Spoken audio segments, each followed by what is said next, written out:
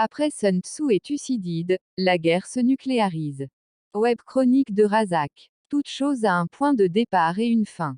C'est une loi immuable. Il n'y a pas de vie éternelle, même si des esprits rêveurs ont à l'overdose fantasmé la chose. Sans essayer de voler la vedette aux devins de l'Apocalypse, dont l'alarmisme exacerbé est un trait de caractère, on voit bien que la vie sur Terre s'approche de sa fin.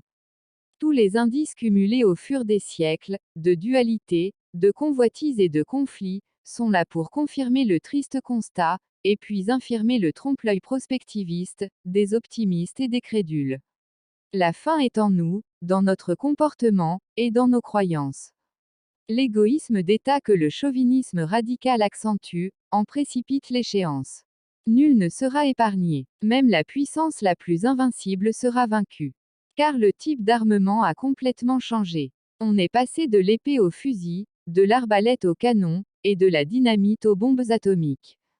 Comme ultime sophistication, l'arme nucléaire va tout ravager. Sun Tzu enseignait l'art de la guerre. Mais son écrit d'Isère n'a pas empêché des dealers d'opium, manipulés par les Anglais, de conquérir la Chine.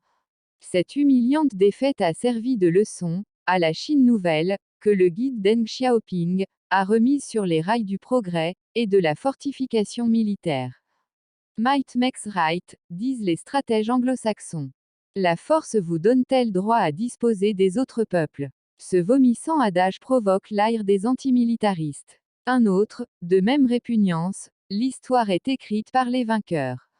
C'est ce que tonnent et claironnent les franchouillards légionnaires. Deux credos pervers pour justifier et multiplier les conquêtes. Le narratif de guerre domine le narratif de la paix, malgré l'existence d'une organisation mondiale, regroupant les nations de la planète.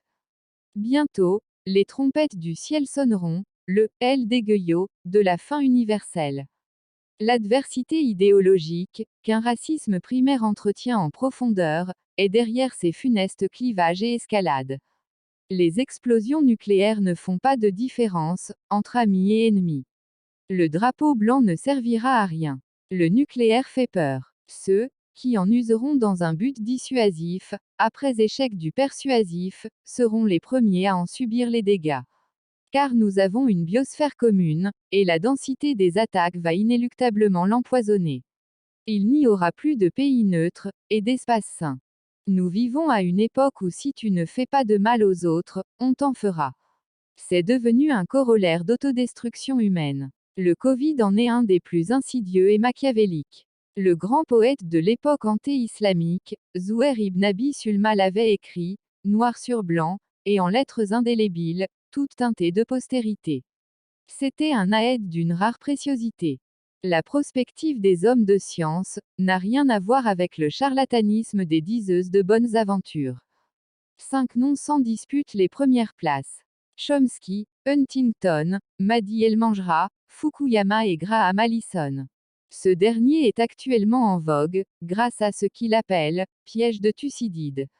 D'après ses prédictions, résultant de déductions chiffrées et documentées, ce piège poussera les rivalités entre la Chine et les USA, vers le conflit armé, comme ce qui s'était passé, il y a plus de 24 siècles, entre Sparte et Athènes.